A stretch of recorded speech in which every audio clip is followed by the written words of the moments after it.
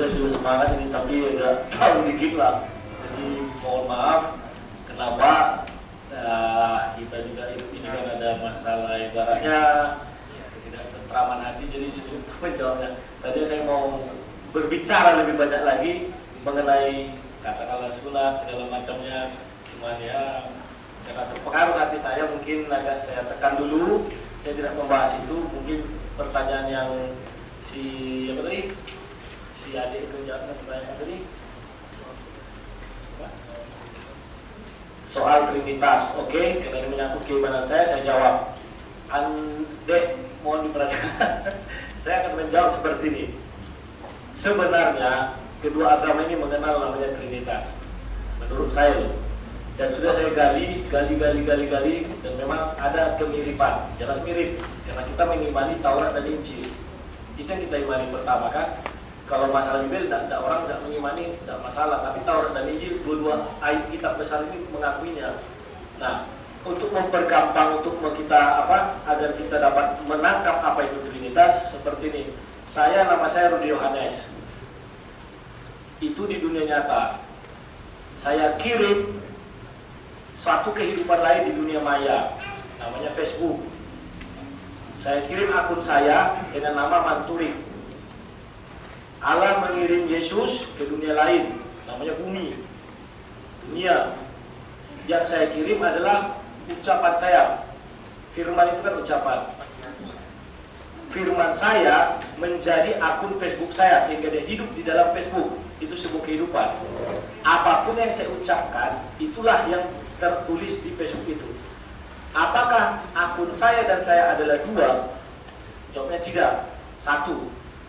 Dan kalau untuk menempatkan perumpamaan ini lebih bagus itu kepada Mark Zuckerberg. Dia yang membuat Facebook, dia menciptakan dunia Facebook, sehingga dialah Tuhannya Facebook itu. Maaf saya katakan dalam dunia Facebook ya, bukan saya katakan dia Tuhan, tidak. Tuhannya dunia Facebook. Sehingga si Mark membuat beberapa peraturan, itulah firmannya. Ketika dia lihat, saya harus masuk di dalamnya. Dia kirim firmannya, itulah dibuatnya sebuah akun. Mungkin ini bagi yang mengerti Facebook itu apa, mungkin sampai situ aja. Dan kalau kita kembali kepada keimanan saya dari Bible, mari kita lihat sebentar. Saya langsung aja kepada, kalau saya buka Yohanes 10 ayat 30, semua kan sudah mengetahui bahwa aku dan Bapa adalah satu. Itu sebuah tulisan yang memang sulit untuk disanggah. Tapi orang tidak akan percaya siapa yang menulis tersebut. Nah, saya sekarang mengambil ke Wahyu. Dan apabila saya juga membawa Yohanes 1 ayat 1 sampai 3, juga akan muncul pertanyaan.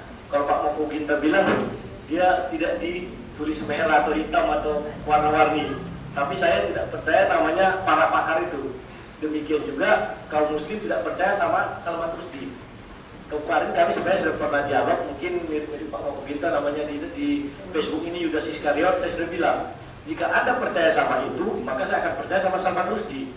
Tidak kan? Kita tidak bisa percaya. Kita hanya percaya kepada kitab kita aja masing-masing. Pakar itu apapun bisa dibilang dia. Oke, sekarang saya masuk ke Wahyu 22. Sebelum saya masuk ke Wahyu 1 ayat 18. Saya 1 ayat 8. Sorry. Di sini dikatakan Allah itu berfirman bahwa akulah Alfa dan Omega. Nah, ini cepat aja lah, karena ini agak ya. Nah, aku adalah Alfa dan Omega, firman Tuhan Allah, yang ada dan yang sudah ada dan yang akan datang. Nah, itu setelah itu mari kita lihat di Wahyu sebentar, 22 ayat 13. Yesus mengatakan hal yang sama, ayat 13 ya. Nah ini 13. Aku adalah Alfa dan Omega. Sebentar. Ini yang pertama dan yang terkemudian, yang awal dan yang terakhir. Mungkin itu saja yang bisa saya ungkapkan. Berarti dua perkataan, satu dari Allah, satu dari Yesus. Ya, sebenarnya mungkin kalau kita suasananya agak enak, bisa saya buktikan beberapa ayat Al-Quran mengatakan apa itu Allah, apa itu firman Allah, apa itu Roh Kudus. roh ditiupkan Allah. Artinya, maaf, menurut pemikiran saya di Alkitab juga kan, roh ditiupkan Allah. Sesudah itu, roh firman. Firman itu berarti ucapan Allah juga tinggal dalam Allah, ditiup dari mulut, berarti tinggal dalam diri Allah. Mungkin itu yang bisa saya pahami. Menurut keyakinan saya, kan ada juga di situ dua, Adam dan Hawa. Kejadian 1 ayat 26, baiklah kita menjadikan manusia serupa dan segambar dengan kita. Artinya manusia yang mengadopsi sifat Allah, bukan Allah yang mengadopsi sifat manusia. Sehingga kalau kita mengatakan Allah itu berbicara bukan karena manusia berbicara maka Allah berbicara. Tidak, manusia mengambil sifat Allah. Karena di Kejadian 1 ayat 26 dikatakan, baiklah kita jadikan manusia serupa dan segambar dengan kita. Mungkin itu saya tidak perkembangkan lagi. Satu-satu mungkin ada suasana yang agak apa gitu, mungkin bisa. Pertanyaan berikutnya dari sebentar dari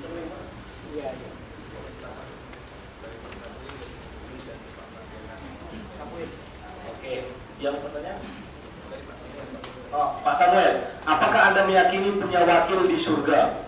Kan gitu. Agama. Saya ketika di Universitas Ahmad Dahlan, kami juga diskusi debat seperti ini sesama mahasiswa. Pertanyaan juga seperti itu. Apakah Anda yakin bahwa sudah ada wakil Anda di surga atau agama Anda? Kan begitu. Kalau saya mengatakan agama, Tuhan itu nggak punya agama, Pak. Karena dia untuk semua umat manusia, baik yang berdosa maupun yang percaya. Itulah kehadiran dia, Allah. Tapi kalau wakil, kami yakin kami punya wakil, dan itu sudah diimani bukan hanya oleh Alkitab bahwa Yesus sudah naik ke surga.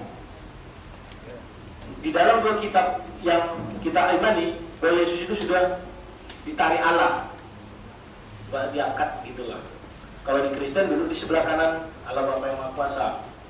Mungkin itu yang bisa diapakah andai kata pun dunia ini hancur, kita sudah punya wakil sebenarnya 3 di surga.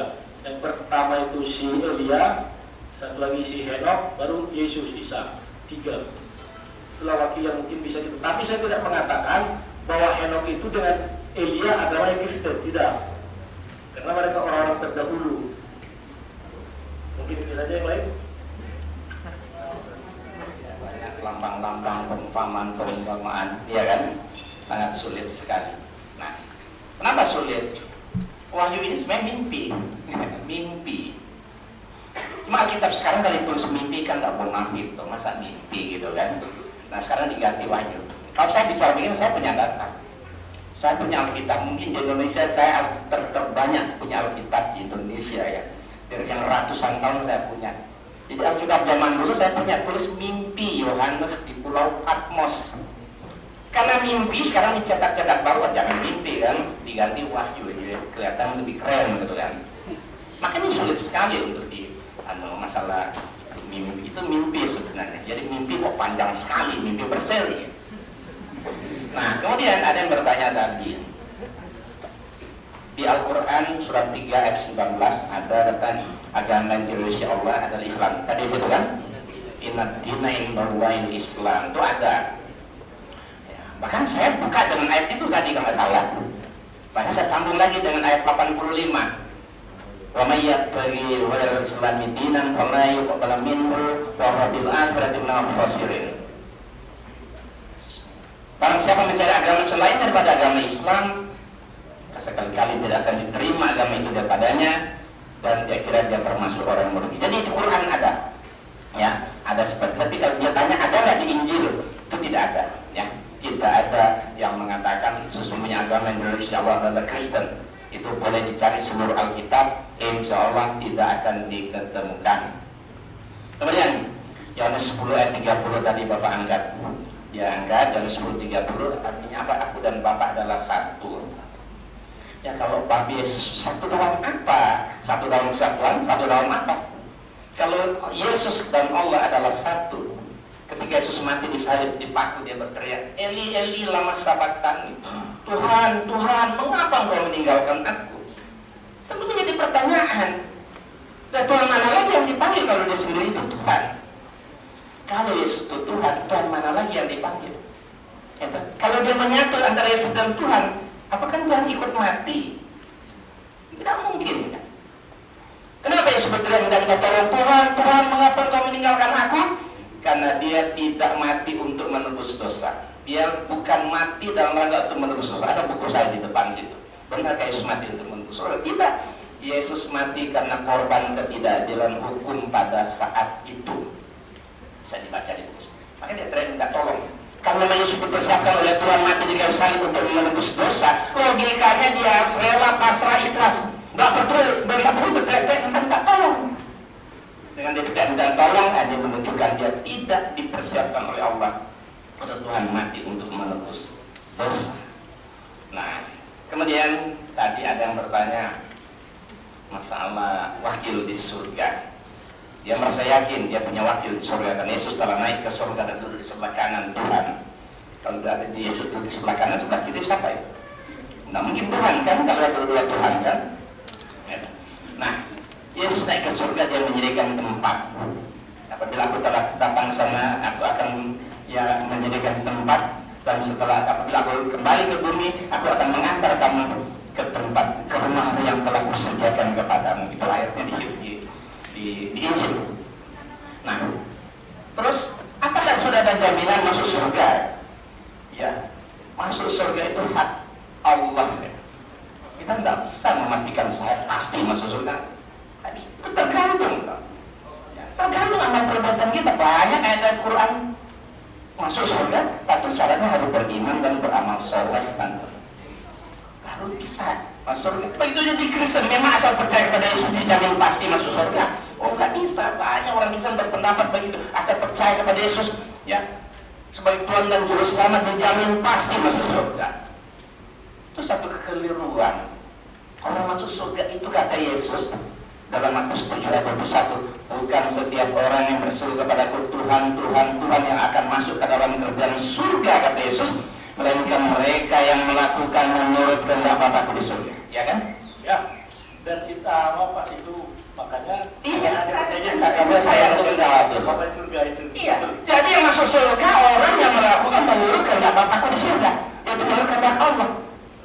Ya, bukan asal percaya. Kalau asal percaya, semua orang Islam percaya kepada Nabi Isa. Ya kan?